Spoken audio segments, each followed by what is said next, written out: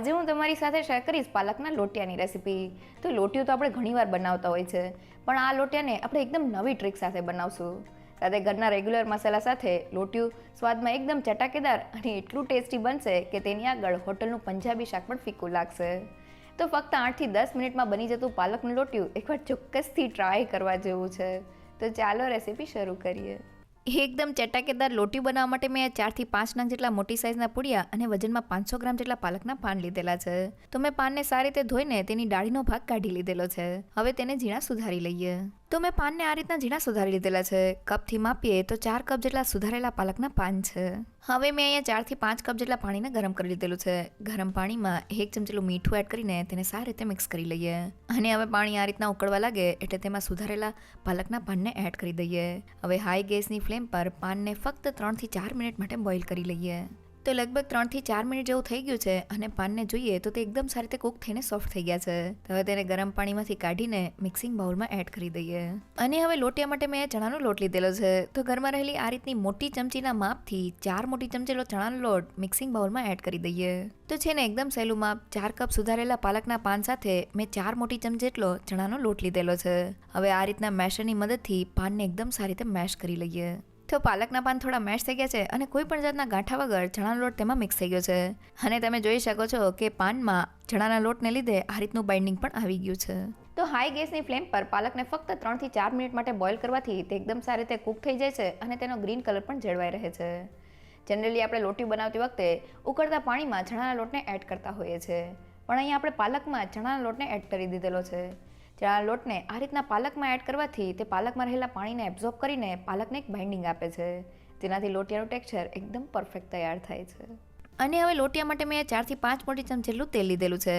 તેમાંથી થોડું તેલ કઢાઈમાં એડ કરી દઈએ. હવે મેં અહીંયા 1 કપ જેટલા તાજા લીલા વટાણા લીધેલા છે. તેને એડ કરીને મીડિયમ ગેસની ફ્લેમ પર વટાણાને થોડા કૂક કરી લઈએ. તો ગ્રેવીમાં વટાણાને એડ કરીને કૂક કરવા કરતાં જો આપણે વટાણાને થોડા તેલ સાથે સાતળશું તો તે એકદમ ફટાફટ સોફ્ટ થઈ જશે. અહીંયા મેં તાજા વટાણાનો ઉપયોગ કરેલો છે. તમે તેની જગ્યાએ ફ્રોઝન વટાણાનો ઉપયોગ પણ કરી શકો છો. તો લગભગ 3 થી 4 મિનિટ જેવું થઈ ગયું છે અને ચમચામાં લઈને વટાણાને ચેક કરીએ તો તે આ રીતના થોડા સોફ્ટ થઈ ગયા છે. તો હવે તેને બાઉલમાં કાઢી લઈએ. અને હવે કઢાઈમાં વધેલા તેલને એડ કરી દઈએ.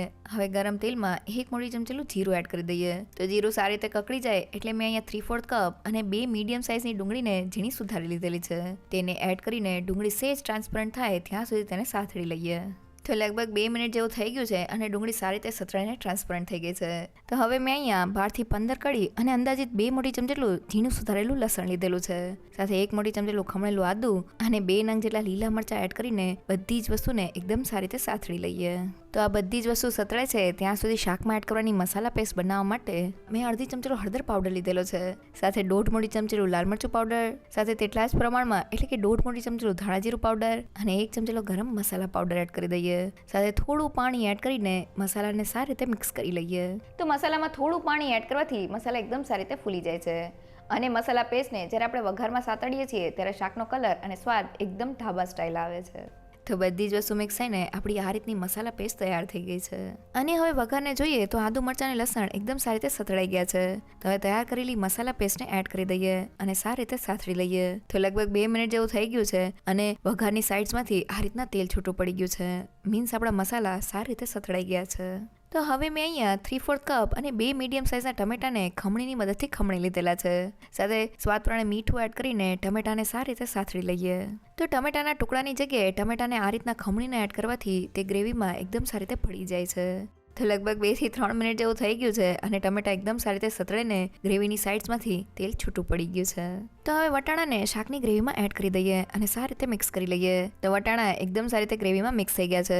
હવે શાકની ગ્રેવીનો રસો કરવા માટે તેમાં 1 કપ જેટલું ગરમ પાણી એડ કરી દઈએ અને તેને સારી રીતે મિક્સ કરી લઈએ. તો ઠંડા પાણીની જગ્યાએ થોડું ગરમ પાણી એડ કરવાથી શાકની કુકિંગ પ્રોસેસ ચાલુ રહે છે અને મસાલાનો કલર એકદમ સરસ જળવાઈ રહે છે. તો ગ્રેવી આ રીતના ઉકળવા લાગે એટલે ચણાના લોટ સાથે તૈયાર કરેલા પાલકના મિક્સરને એડ કરી દઈએ અને ગ્રેવી સાથે સારી રીતે મિક્સ કરી લઈએ. તો બધી જ વસ્તુ એકદમ સારી રીતે મિક્સ થઈ ગઈ છે. હવે ઢાંકણ બંધ કરીને શાકને ધીમા ગેસ પર 5 થી 7 મિનિટ માટે કૂક કરી લઈએ. તો લગભગ 6 થી 7 મિનિટ જેવું થઈ ગયું છે. હવે ઢાંકણને ખોલી લઈએ. તો ગ્રેવીની એકદમ સરસ ફ્લેવર સાથે આપણું લોટિયું બનીને તૈયાર થઈ ગયું છે.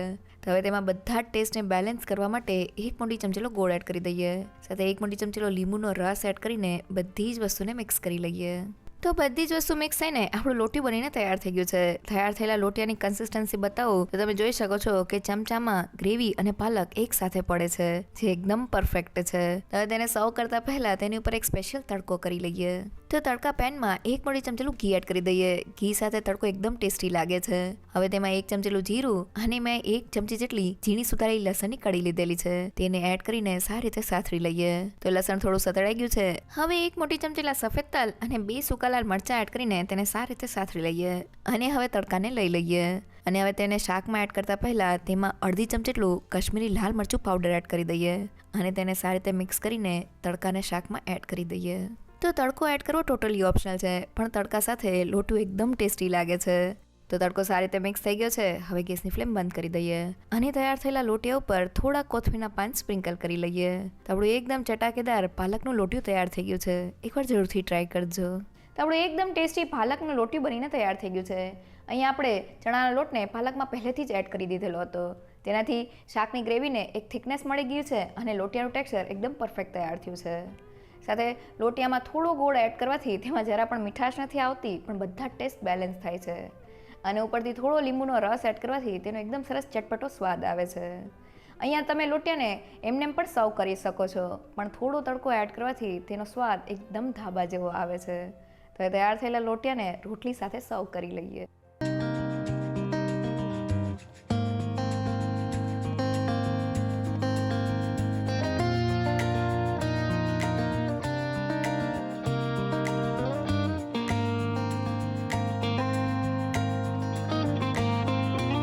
તો લોટિયું તો તમે ઘણીવાર બનાવ્યું હશે, પણ પાલકનું લોટિયું એકવાર ચોક્કસથી ટ્રાય કરવા જેવું છે. લોટિયું બનાવતી વખતે બસ તમારે અમુક વાતનું ધ્યાન રાખવાનું છે. પહેલી એ કે પાલકને હાઈ ગેસની ફ્લેમ પર બોઇલ કરી લેવાની છે, જેનાથી તે એકદમ સારી રીતે સોફ્ટ થઈને કૂક થઈ જાય. સાથે કૂક થયેલી પાલકમાં ચણાનો લોટ એડ કરવાથી પાલકમાં રહેલા પાણીને એબ્ઝોર્બ કરીને તે પાલકને એક બાઇન્ડિંગ આપી દેશે. સાથે લીલા વટાણાને થોડા તેલ સાથે સાતળવાથી તે એકદમ ફટાફટ સોફ્ટ થઈ જાય છે. અને તૈયાર થયેલા લોટિયા ઉપર એક સ્પેશિયલ તડકો કરવાથી તેનો સ્વાદ એકદમ વધી જાય છે. જો તમને મારી આજની રેસીપી ગમી હોય તો મને કમેન્ટ સેક્શનમાં જરૂરથી કહેજો. સાથે મારા વિડીયોને લાઇક અને ફ્રેન્ડ્સ અને ફેમિલીમાં શેર કરજો. અને મારી ચેનલને સબસ્ક્રાઈબ કરવાનું ના ભૂલશો.